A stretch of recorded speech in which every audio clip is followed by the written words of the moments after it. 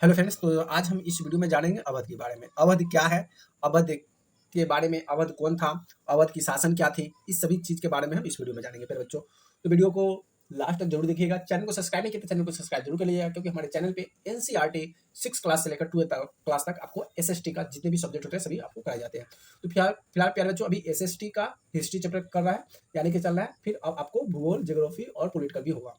तो चैनल को सब्सक्राइब जरूर कर लीजिएगा, बेल आइकन को दबा दीजिएगा, ताकि हमारे जितने भी नए वीडियो आप तक पहुंचता रहे। तो चलिए यहाँ से वीडियो को स्टार्ट करते हैं और यहाँ से छोटे छोटे क्लिप को समझने की प्रयास करते हैं। सबसे पहले बात करते हैं प्यारे बच्चों, अवध। अवध क्या है? देखिए, बुरहाल उल मुल्क क्या है? बुरहाल उल मुल्क आदासत क्या है? सदा सादत खान को, कैसा कैसा नाम यार, देखो यार पढ़ने में कंफ्यूजन हो रहा है। क्या है? सादत खान, सादत खान को 1722 में अवध का सूबेदार नियुक्त किया गया था। किसको सूबेदार नियुक्त किया गया था? किसको भाई? यही इसी को, असादत। बताइए, इसमें सिर्फ मुसलमानों की बनाया जा रहा है, बताइए तो। चलिए कोई नहीं। मुगल साम्राज्य का विघटन होने पर जो जो राज्य बने, उनमें यह राज्य सर्वाधिक महत्वपूर्ण राज्यों में से एक था। बहुत सारे राज्य बना, लेकिन इस राज्य में, इस गठन के बाद जो राज्य बना, ये राज्य बहुत इंपॉर्टेंट था।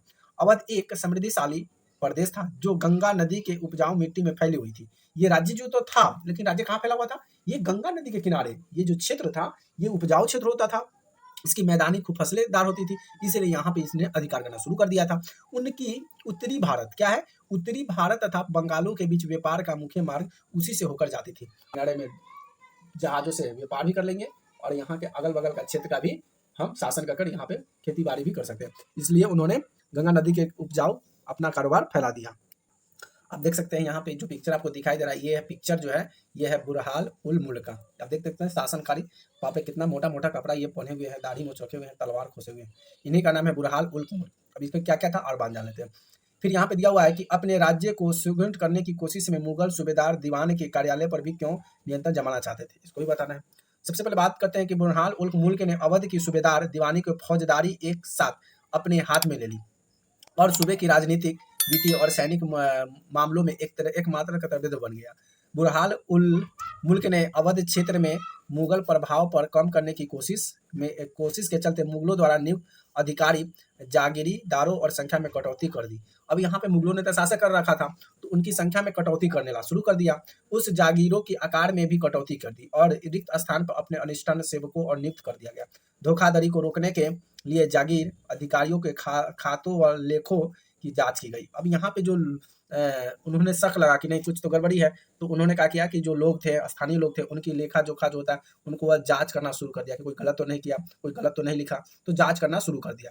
नवाब के दरबार द्वारा नियुक्त अधिकारी द्वारा सभी जिलों के राजस्व पर फिर से निर्धारित किया गया, और उसने अनेक राजपूत क्या है, अनेक राजपूत जमींदारों का रूहेलखंड क्या है कि अफगानों और उपजाऊ कृषि की भूमिका में अपने राज्य में मिला लिया। अब देखा कि जो जो राज्य में उपजाऊ ज्यादा हो रही है, उस राज्यों को अपने क्षेत्र में मिला लेता है। उसके बाद क्या होता है? राज्य ग्रहण प्राप्त करने के लिए राज स्थानीय सेठ, साहूकार और महाजनों पर निर्भर रहा करता था। अब जो खेती बाड़ी करने वाले लोग थे, तो उनके पास तो उस तरह का पैसा नहीं था, तो वह कर्ज के लिए वो साहूकार हुआ था, महाजन हुआ करता था, जो पैसा बांटता था, कर्ज देता था साहूकार, उस पर वह निर्भर रहते थे। राज्य राजस्व का ठेका सबसे ऊंचा बोली लगाने वाले इजारेदार को देता था। इजारेदार राज्य का एक निश्चित रकम को भुगतान का वचन देते थे। स्थानीय साहूकार राज्य को ठेके से इन रकम को भुगतान की गारंटी देता था। अब साहूकार को तो पैसा देता नहीं था डायरेक्ट, तो साहूकार कहता था, साहूकार एक ग्रांटेड बनता था कि आप पैसा दीजिए, इसका ग्रांटेड हम लेते हैं, तो उसको गारंटी लेना पड़ता था, फिर उसको वहां से उसको गारंटी देने के बाद उसको पैसा मिलता था। दूसरी ओर इजारेदार और कर मूल्यांकन करने और उसे एकत्रित करने की खासी छूट दे दी, मतलब खासी यानी काफी छूट दे दिया गया।